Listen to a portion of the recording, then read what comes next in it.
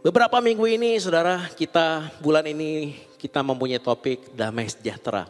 Dan di khotbah saya yang terakhir, saya menjelaskan bahwa kita mendapatkan damai sejahtera di dalam Tuhan, bahwa di tengah masalah sekalipun ketika kita hadir, ketika kita datang kepada Tuhan, kita tetap bisa mendapatkan damai sejahtera. Hari ini saya ingin bicara secara spesifik saudara, bahwa yang saya rasakan, ada satu hal yang saya rasa kita semua pernah mengalaminya. Satu hal ini yang bisa secara langsung atau tidak langsung membuat kita seakan-akan lupa akan damai sejahtera yang sudah kita peroleh, saudara. Satu hal ini membuat kita kehilangan arah, saudara. Satu hal ini yang membuat kita lupa akan semua kebaikan Tuhan dalam hidup kita. Satu hal ini yang bisa membuat orang depresi, saudara, bahkan bunuh diri, saudara. Satu hal ini bahkan adalah dosa pertama yang Adam dan Hawa lakukan, saudara. Kita yang baca di Kejadian 3 ayat 4 sampai 5, saudara. Boleh tampilkan slideshow-nya? Tetapi ular itu berkata kepada perempuan itu, sekali-kali kamu tidak akan mati. Tetapi Allah mengetahui bahwa pada waktu kamu memakannya, matamu akan terbuka dan kamu akan menjadi seperti Allah. Tahu tentang yang baik dan yang jahat. Satu hal ini bernama comparison atau membanding-bandingkan diri kita dengan orang lain. Dosa pertama Adam dan Hawa, saudara, bukanlah ketika mereka tidak taat, saudara. Dosa pertama Adam dan Hawa bukan hanya makan buah terlarang, saudara. Tapi ketika mereka membandingkan diri mereka sendiri dengan Tuhan, dengan Allah. Dosa pertama mereka adalah mereka ingin menjadi seperti Allah. Kalau sebelumnya mereka tidak tahu tentang yang baik dan jahat, mereka ingin tahu tentang yang baik dan yang jahat. Dan ular menggoda mereka. Tipuan iblis pertama kali dalam Alkitab adalah comparison, saudara. Iblis itu membandingkan diri mereka, Adam dan Hawa, dengan Tuhan.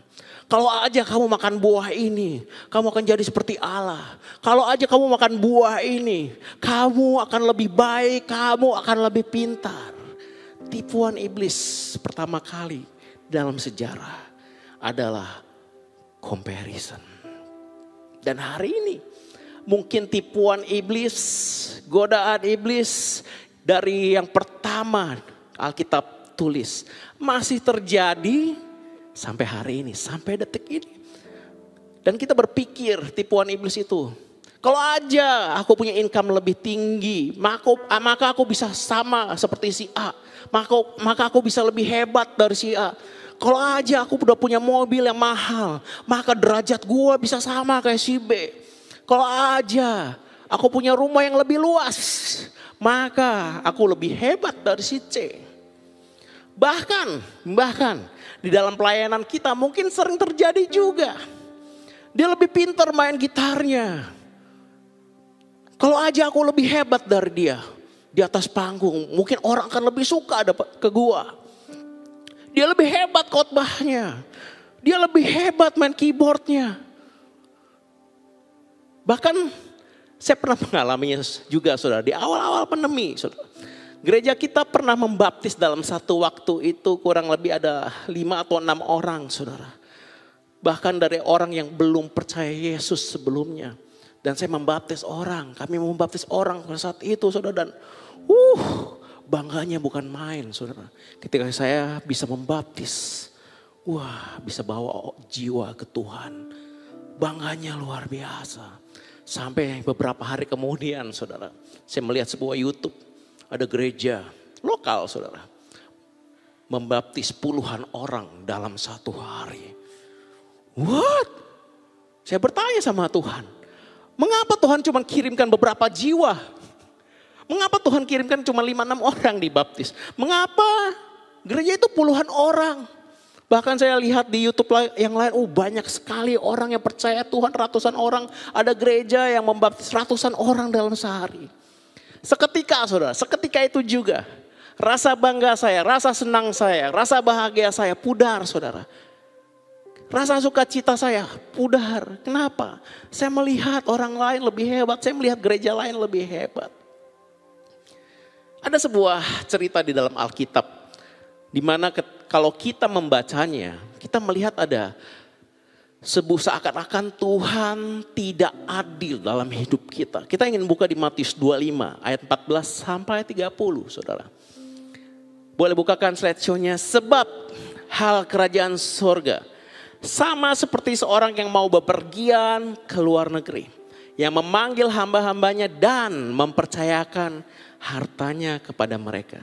Yang seorang diberikannya 5 talenta, yang seorang lagi 2, dan yang seorang lagi 1. Masing-masing menurut kesanggupannya. Lalu ia berangkat. Konteks Yesus sedang berbicara di sini adalah sebuah metafor saudara. Yesus berbicara talenta dalam bentuk metafor. Talenta dalam bahasa aslinya pada saat itu adalah uang. Nilainya kurang lebih $1.200 atau sekitar 15-16 juta rupiah. Ketika saya membaca ayat ini saudara, saya mempertanyakan Tuhan. Mengapa Tuhan gak berikan semuanya 5 talenta? Kenapa Tuhan seakan-akan pilih kasih? Katanya Tuhan adil. Kalau kayak gitu berikan aja 5 talenta ke semua atau 2 talenta semuanya.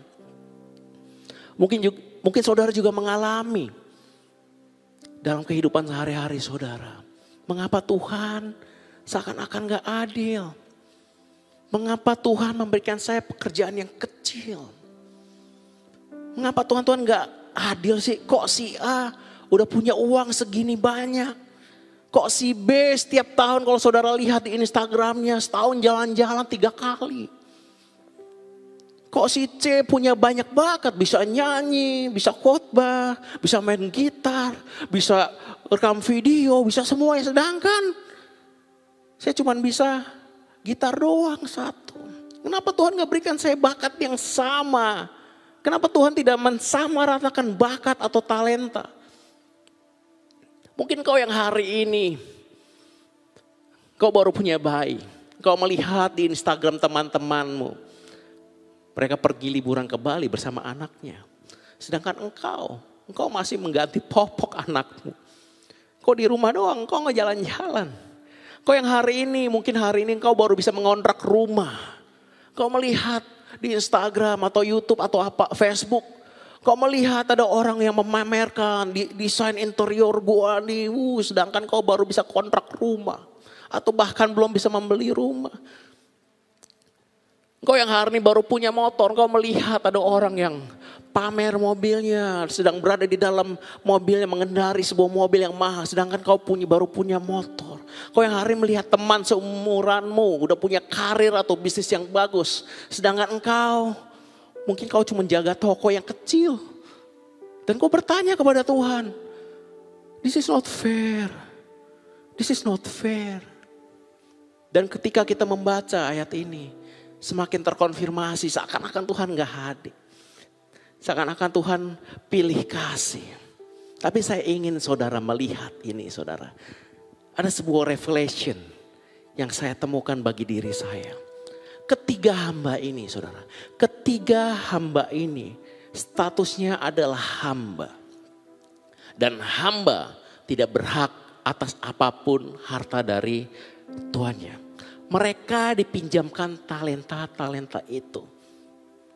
Dan saudara tahu, 1 talenta itu bernilai upah selama 20 tahun bekerja.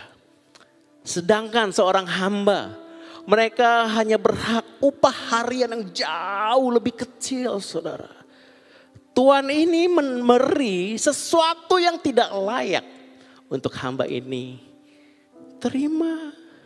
Coba saudara bayangkan, kalau saudara menjadi salah satu hamba ini saudara. Saudara dapat gaji 20 tahun diberikan dalam 1 hari Kalau engkau menerima 20 tahun kerja, videografer kita hari ini. Kalau engkau menerima 20 tahun kerja punya gaji, engkau masih bisa iri atau enggak? Mungkin kalau saya enggak 20 tahun gaji. 3 kali gaji udah seneng saudara. Ini 20 tahun gaji. Sama seperti kita semua saudara. Ketika kita menerima grace, kasih karunia. Bukan karena kita layak. Tapi Tuhan mau memberikan kita dan Tuhan mempunyai tujuan. Mengapa Tuhan mau memberikan talenta ini, 1 talenta, 2 talenta dan 5 talenta ini. Tuhan mempunyai tujuan untuk hamba-hambanya. Dan sama seperti engkau, ketika engkau sebenarnya menerima sesuatu yang engkau tidak layak saudara. Tuhan punya tujuan untuk hidupmu. Tuhan punya sebuah goal. Tuhan mempunyai sebuah tujuan akhir dalam hidupmu. Mengapa dia mau memberikan engkau gift atau kasih karunia. Perhatikan ayat berikutnya saudara di ayat 16. Segeralah pergi hamba yang menerima 5 talenta itu. Ia garis bawahi menjalankan uang itu.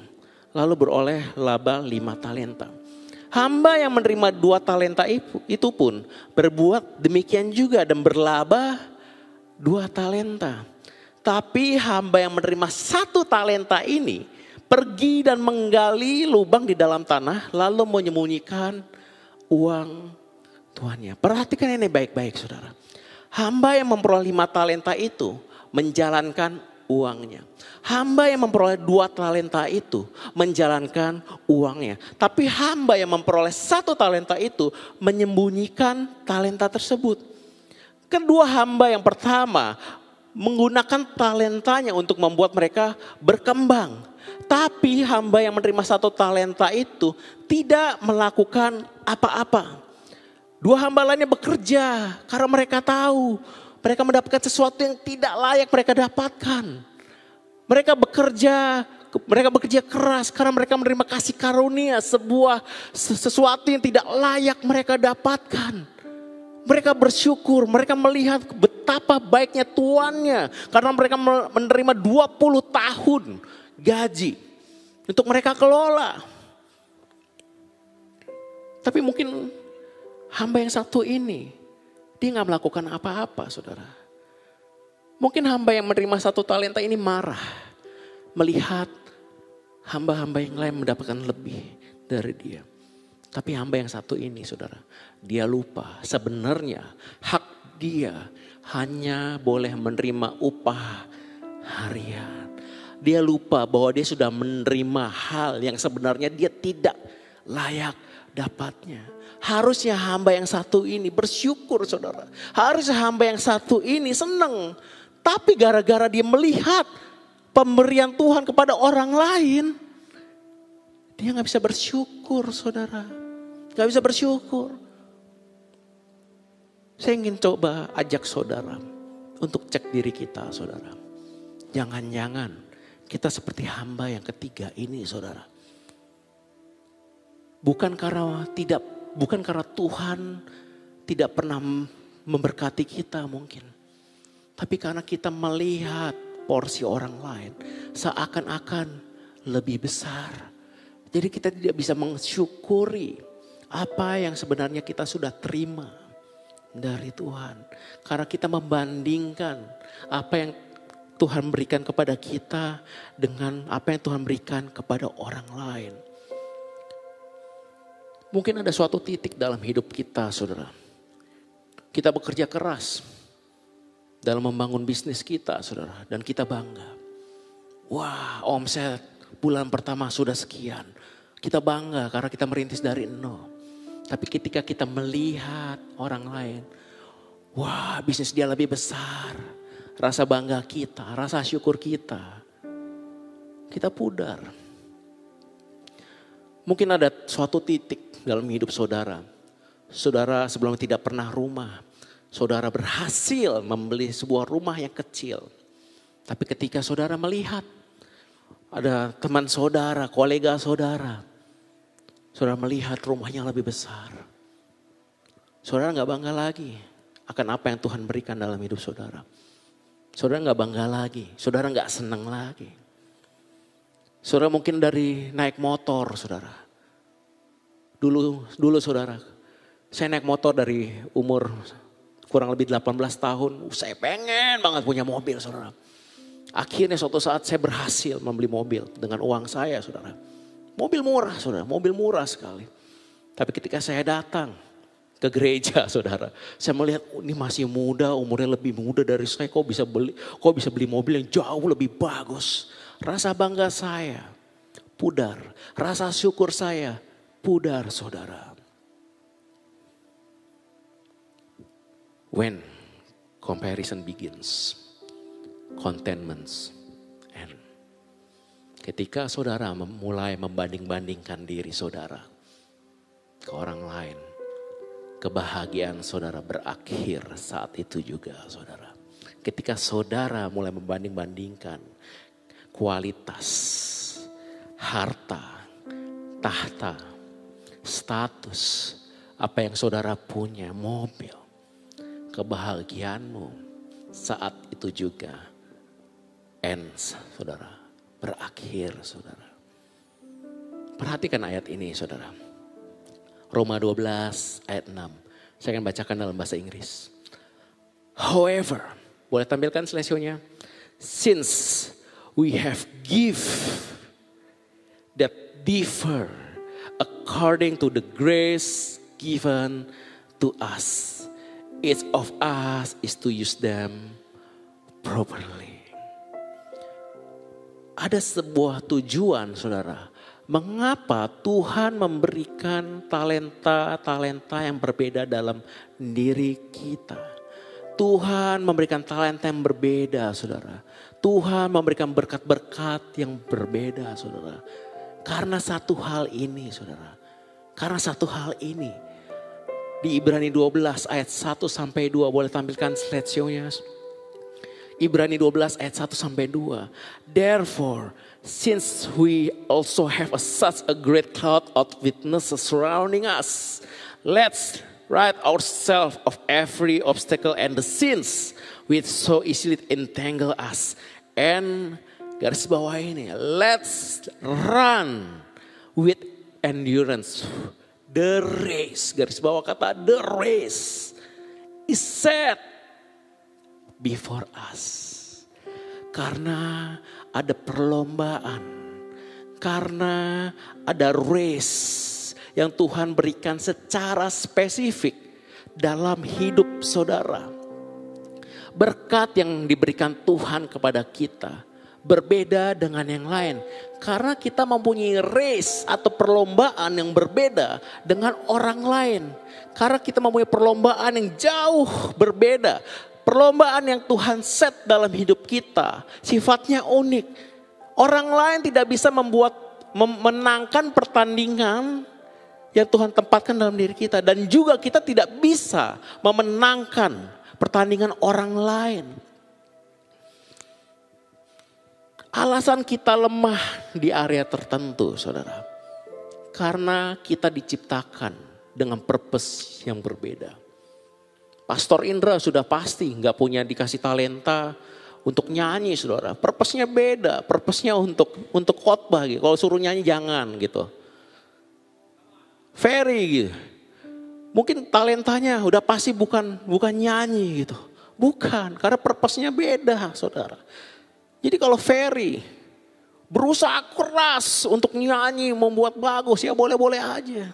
Tapi purpose-nya beda, karena kau tidak diciptakan untuk menjadi penyanyi, Ferry.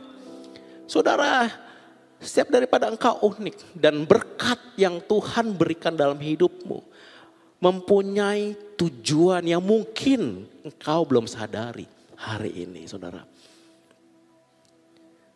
Sekitar selama pandemi ini, saudara, saya olahraga, saya sepeda lagi, saudara. Saya mulai aktivitas sepeda lagi kurang lebih 2 hari sekali dan kali ini tanpa cara curang, saudara. Kalau tahun lalu, saudara, saya pakai sepeda listrik, saudara.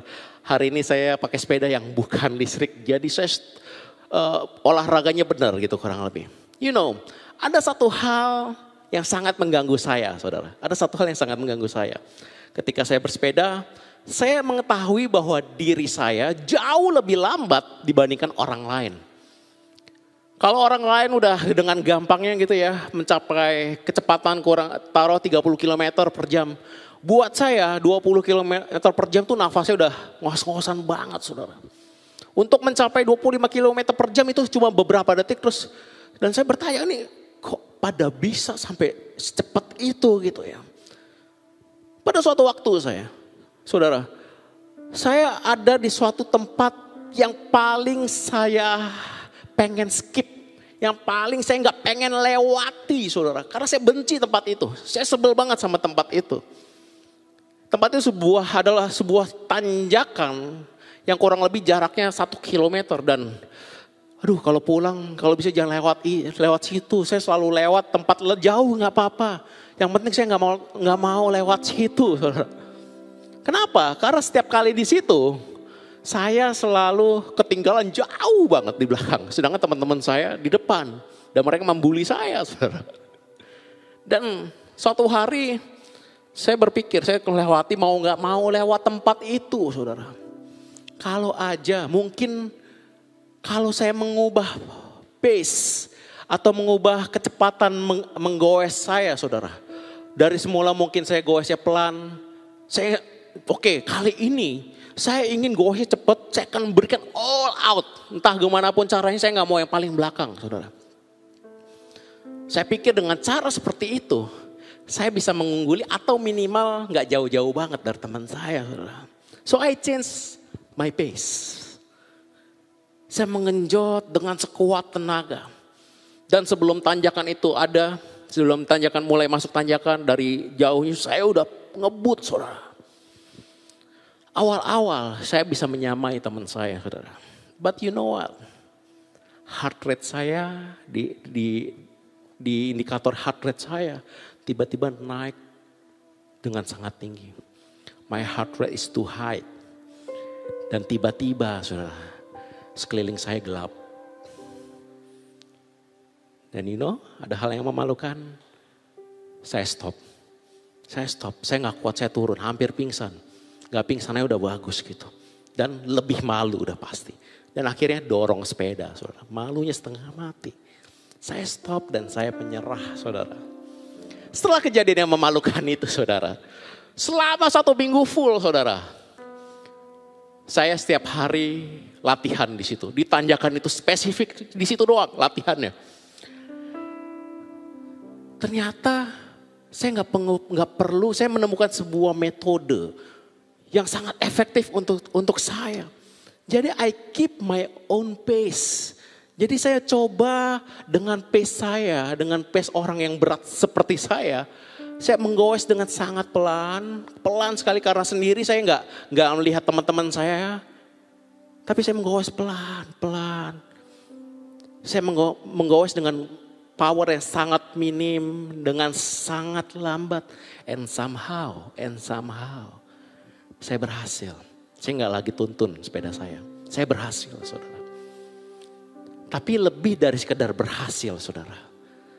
Saya menikmati tanjakan tersebut karena kiri kanan pohon, pemandangannya bagus. Saya menikmati tanjakan tersebut. Ternyata untuk menaklukkan tanjakan tersebut bukan dengan cara mengubah pace atau ritme saya. Tapi dengan sabar, memakai pace, memakai ritme yang saya mampu. Dan puji Tuhan, dengan saya melatih pace saya secara konsisten, saya jauh lebih cepat dari bulan-bulan sebelumnya. Dan saya udah gak takut lagi akan tanjakan tersebut saudara. Sama seperti diri kita saudara. Terkadang kita mencoba setengah mati mengubah ritme hidup kita, mengubah pace hidup kita, mengubah kecepatan. Kita all out dengan harapan kita bisa meminimalisir ketertinggalan kita. Kita all out untuk kita bisa menyamai teman-teman kita. Kita bisa menyamai orang-orang yang kita anggap rival saudara. Ketahui ini saudara, dalam hidup ini mungkin kita diajarkan oleh budaya dari dunia ini. Di dalam hidup ini perlombaan yang saudara punya bukanlah menjadi yang bukan menjadi yang Perlombaan yang Tuhan berikan di dalam hidupmu. Bukan perlombaan yang saudara bisa menangkan dengan menjadi yang tercepat, terkaya, terpintar, terhoki, terapapun saudara.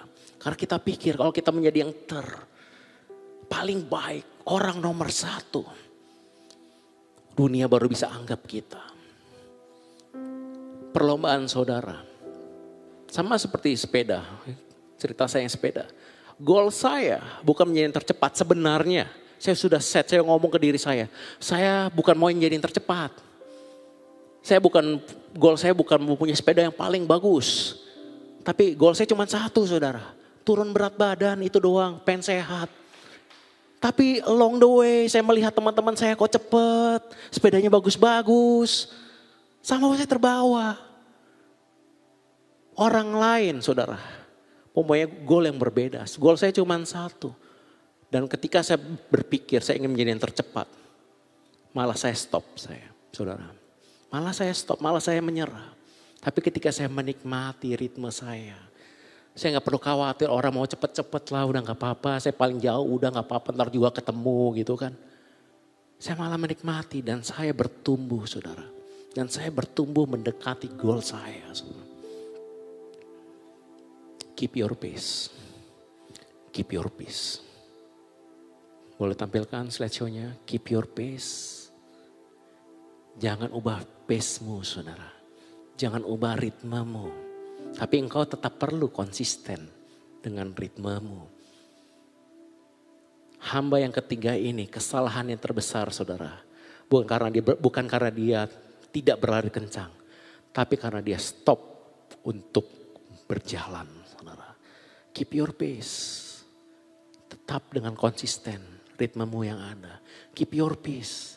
Jangan biarkan orang lain, kemampuan orang lain mengambil damai sejahteramu.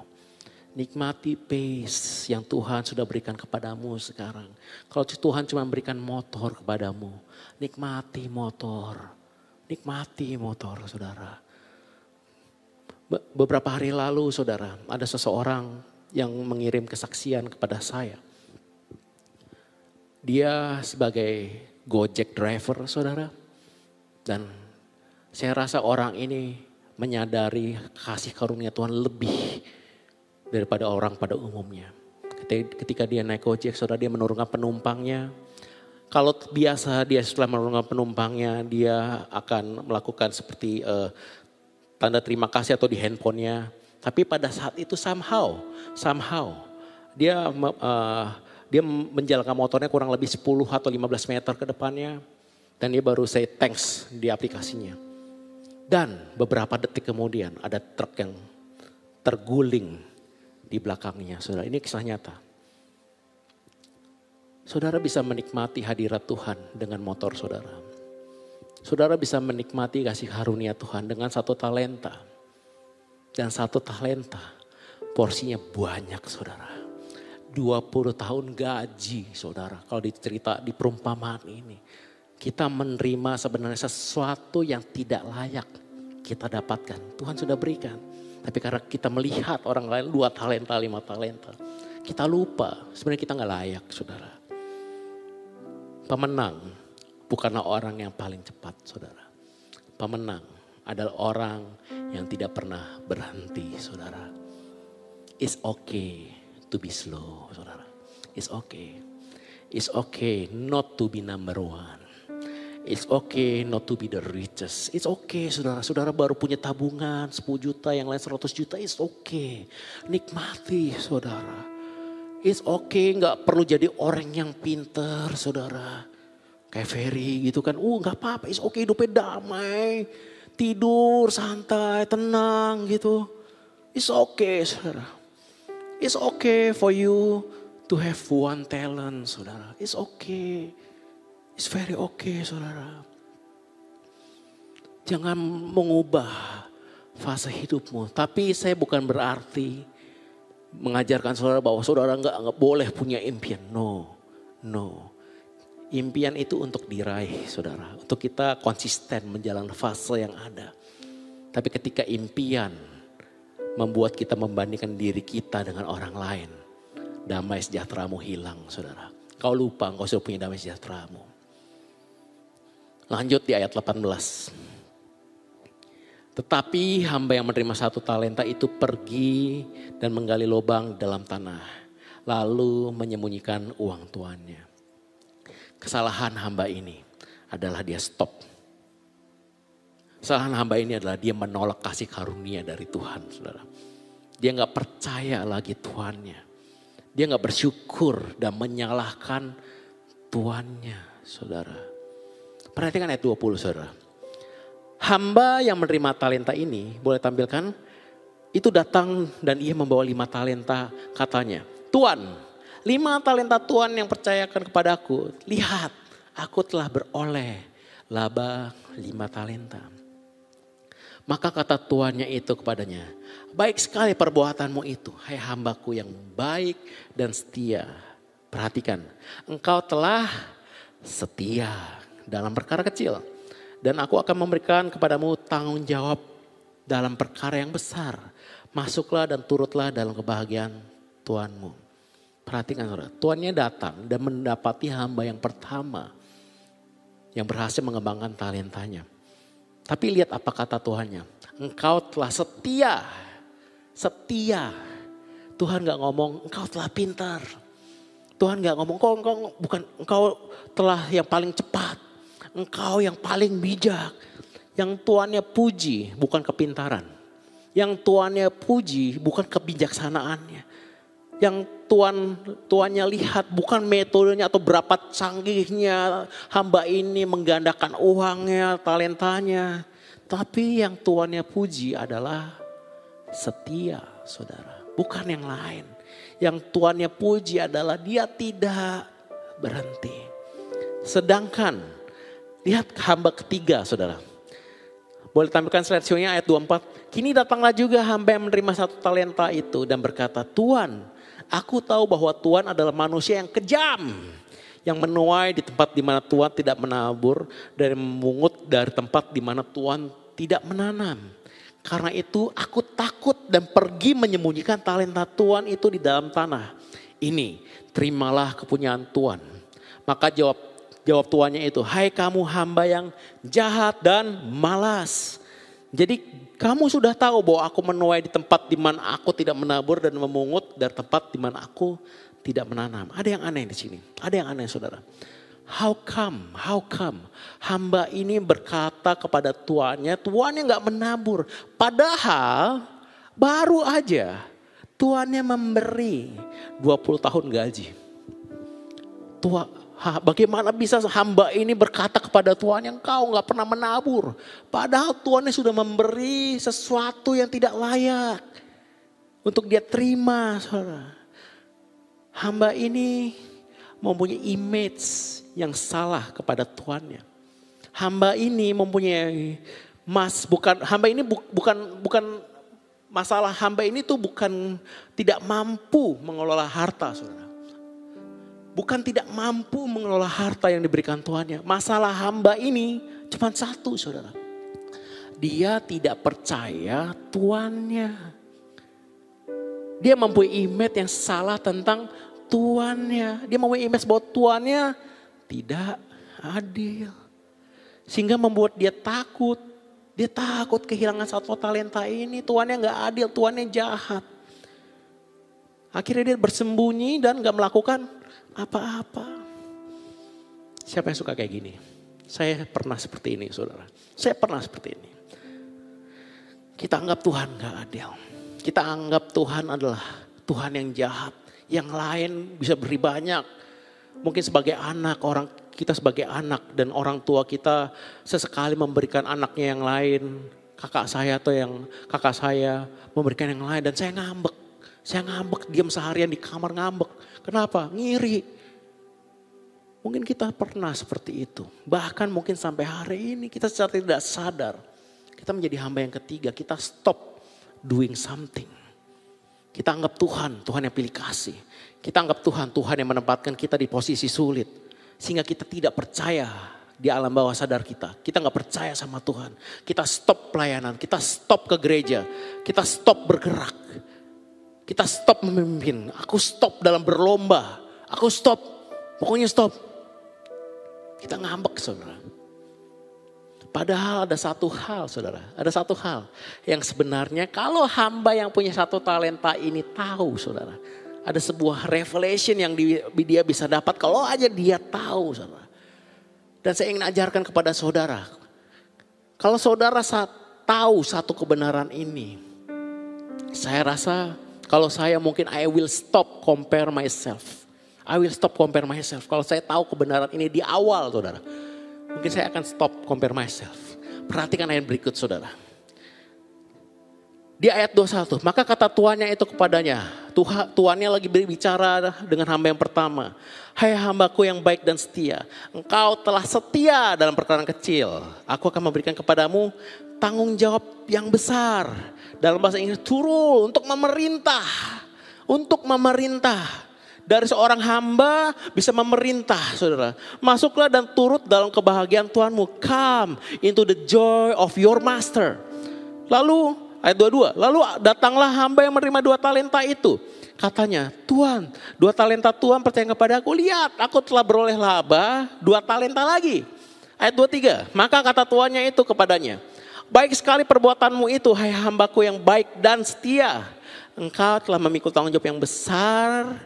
Bertanggung jawab dalam perkara yang kecil. Aku akan memberikan kepadamu tanggung jawab yang dalam perkara yang besar. Masuklah dan turutlah dalam kebahagiaan Tuhanmu. Perhatikan ini saudara. Hamba yang pertama berhasil menggandakan talentanya dari 5 menjadi 10 saudara. Hamba yang kedua bisa melipat kalikan ganda dari 2 menjadi 4. Kalau saudara berbisnis, saudara semula mempunyai 5 tempat, lalu berhasil mengembangkan 10. Dibandingkan saudara punya 2 cabang menjadi 4 cabang. Shandy lebih susah mana mengembangkan 5 ke 10 atau 2 ke 4? 5 ke 10 saudara. Karena lebih ribet. Tapi kalau saudara lihat ayat yang tadi. Hamba yang pertama berhasil mengembangkan 5 talenta lagi. Rewardnya sama dengan hamba yang kedua yang effortnya dari 2 ke 4 saudara. Rewardnya sama.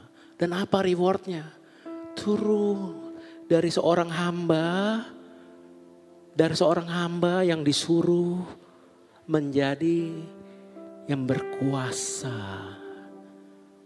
Turun saudara.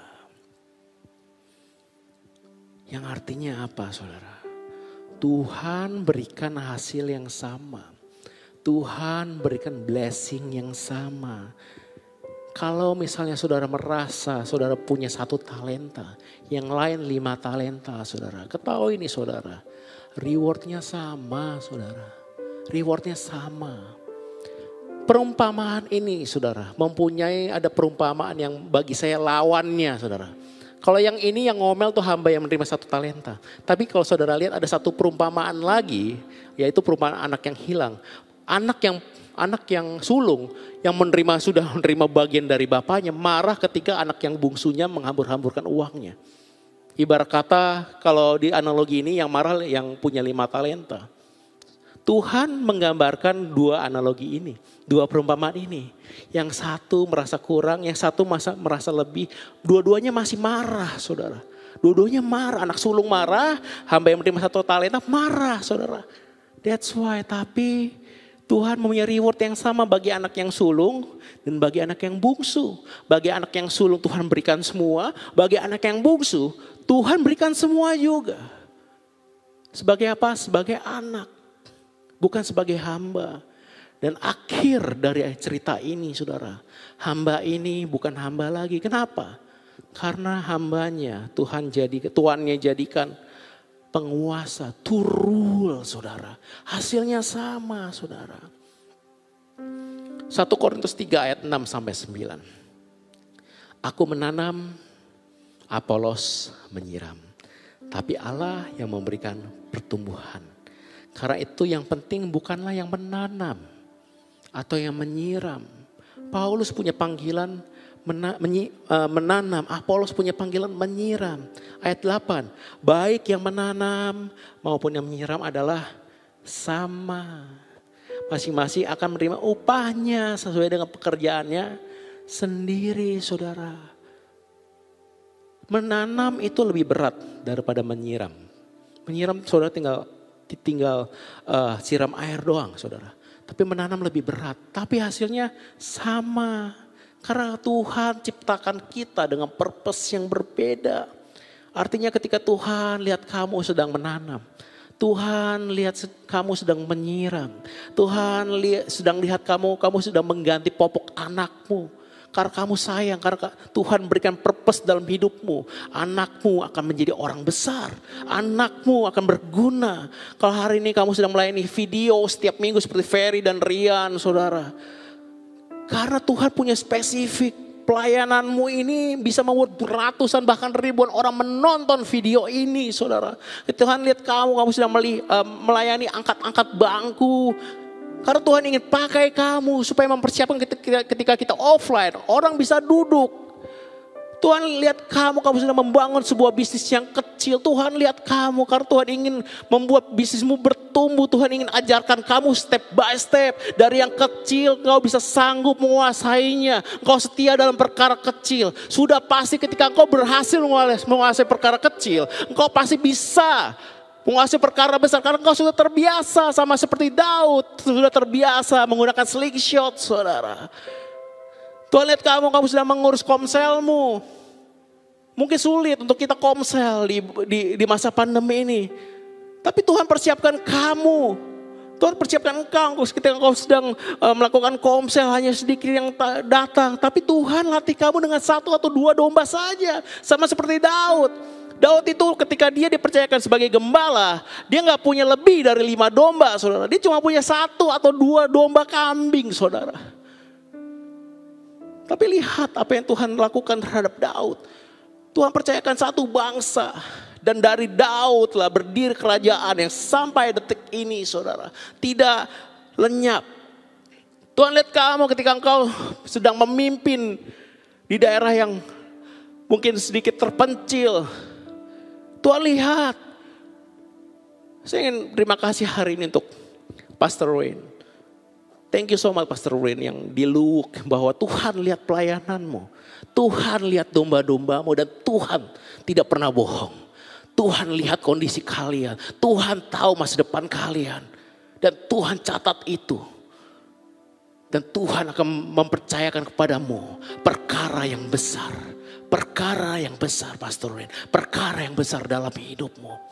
Tuhan gak sedang diam. Tuhan sedang do something. Mungkin kita melihat Tuhan diam, tapi dia sedang melakukan sesuatu. Mungkin kita cuma dipercayakan 1 talenta. That's enough. Karena rewardnya sama ketika kita melihat ada orang yang 5 talenta punya. Rewardnya sama. To rule. Untuk dipercaya perkara yang besar. Untuk masuk ke dalam kebahagiaan Tuhan. Untuk masuk dalam kerajaan surga. It's only different race, but same grace. Different blessing, same reward. Different race, perlombaan yang berbeda, tapi kasih karunia yang sama. Different blessing, mungkin berbeda. Blessing kita tidak sama banyak, tapi hasilnya sama. Sama, saudara. Saudara tidak perlu iri. Ketika saudara membandingkan diri saudara kepada porsi orang lain, saudara. Ingat ini, saudara. Hasilnya sama. Saya hari ini berkhotbah, saudara. Ferry hari ini duduk di video. Atau saudara nonton dari rumah. Sama, saudara. Hasilnya sama. Rewardnya sama, saudara. Hari ini Edwin di audio, saudara. Event yang sedang berdiri, saya yang sedang khotbah. Gak ada yang lebih tinggi. Gak ada yang lebih tinggi. Hasilnya sama, saudara. Engkau yang naik motor hari ini. Engkau yang naik mobil. Sama hasilnya, saudara. Setia dalam perkara kecil, saudara. Konsisten dengan fasemu. Keep your peace. Keep your peace.